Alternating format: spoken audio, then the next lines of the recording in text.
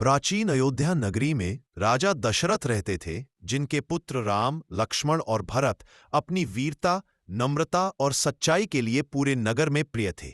अयोध्या के लोग राम के गुणों से इतने प्रभावित थे कि उनके राजतिलक की तैयारी होने लगी थी।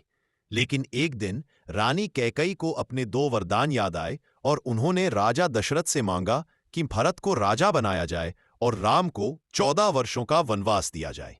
यह सुनकर राजा टूट गए, पर राम ने शांत मुस्कान के साथ पिता का वचन निभाने का निर्णय लिया। वे सीता और लक्ष्मण के साथ वन की ओर चल दिए और नगरवासियों की आंखें नम हो गईं।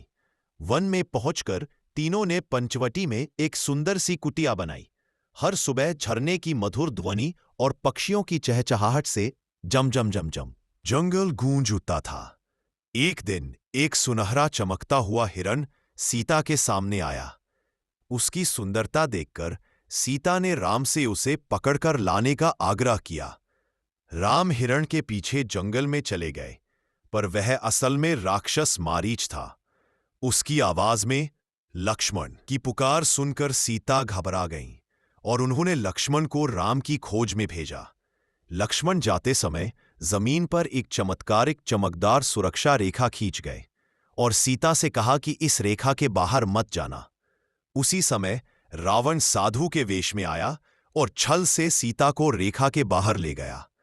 फिर वह उन्हें अपने उड़ते हुए रथ में बैठाकर लंका ले गया। जब राम और लक्ष्मण लौटे तो कुटिया खाली थी। राम दुखी हुए और उन्होंने सीता की खोज के लिए दृढ़ निश्चय किया और चलते चलते उनकी मुलाकात महाबली हनुमान ने राम की सहायता का संकल्प लिया। राम के चरणों में झुके और बोले, प्रभु, मैं माता सीता को अवश्य ढूंढूंगा।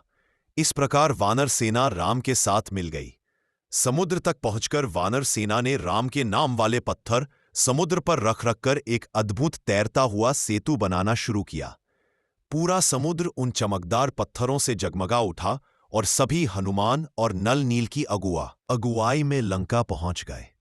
वहां रावण की सेना और वानर सेना के बीच युद्ध हुआ, पर यह बच्चों के लिए सौम्य और पवित्र रूप में हुआ। धर्म की विजय का प्रतीक हुआ। अंततः रावण का अंत हुआ और सीता को सम्मान के साथ वापस लाया गया। वहां रावण की सेना और वानर सेना के बीच पुष्पक विमान में बैठकर बच्चों के लिए सौम्य और अयोध्या में राजा दशरथ राज करते थे। राम, लक्ष्मण और भारत सबके प्रिय थे।